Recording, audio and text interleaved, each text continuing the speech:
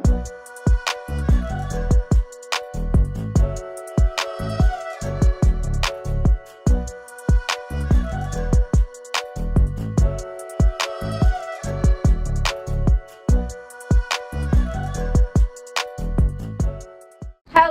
we are UFOP SEG student chapter from Escola de Minas, University of Ouro Preto in Ouro Preto City, Brazil. And today, we are going to show you our outstanding geology and history.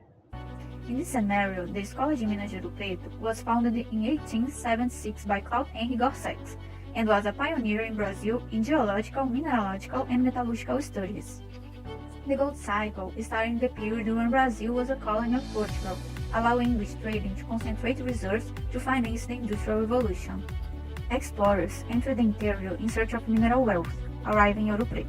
Gold was discovered in large alluviums, and mines began to appear in the city of Ouro Preto. The name of the city, Ouro Preto, means black gold, due to the presence of palladium or the iron oxide coat associated with the mineral, giving it a darker color. This is very interesting, but let's talk about a different history, geology.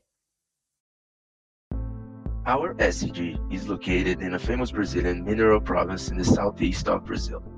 The Quadrilátero Ferrífero, or iron quadrangle in English, that receives this name because its limits are composed by elevations with iron formations, which forms a square geometry. Besides the name and importance of the key F, our focus isn't the iron in this video. We're going to talk about something that's shinier, gold. But first, let's learn a little bit about the geological context of the key F. The key F is located in the southeast portion of the San Francisco Craton, as an ancient terrain is a result of many deformation events that changed the geological settings and are object of many different interpretations. The key F is subdivided into three supergroups, Rio das Velhas, Minas, and Estrada Real. We are going to focus on the first two, where the gold shines. The Rio das Velhas supergroup is a typical Archean greenstone belt, comprised basically by metavolcano sedimentary sequences that were metamorphosed under greenschist facies.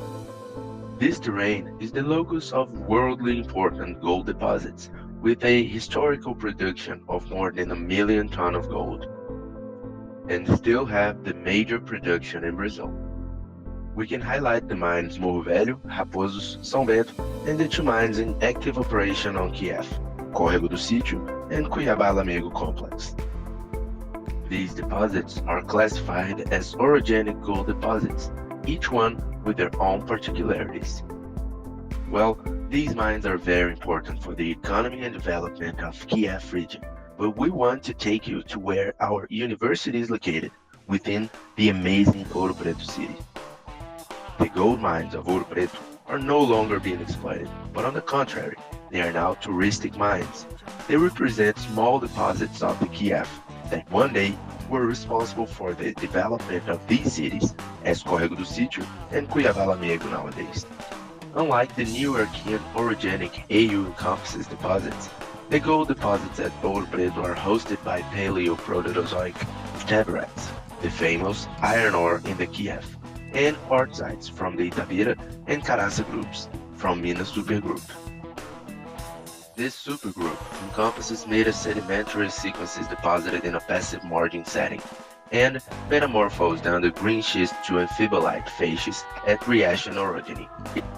These gold deposits are associated with the collapse of the Brazilian origin, related with the deep naps and hydrothermal fluid circulation of metamorphic source, with low salinity, high quantity of CO2, and temperatures between 300 and 400 degrees Celsius. Evidenced for the vein origin through the filling in of extension fractures, interpreted to have formed during the later tectonic event. These gold deposits are mainly represented by Palácio Velho, Passagem de Mariana, Veloso, and Chico Rei mines, located in the heart of the city of Ouro Preto. Gold mineralization primarily occurs on the contact between banded iron formations and quartzites. Most of the gold is concentrated in quartz veins and within shear zones in banded iron formations.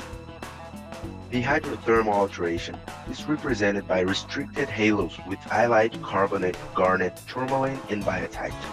But the main striking features within these mines are the occurrence of large quartz veins along and cross-cutting the foliation of the hosts.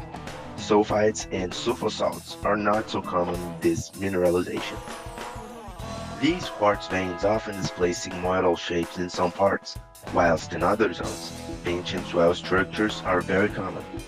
The stretching lineation also controls the gold mineralization.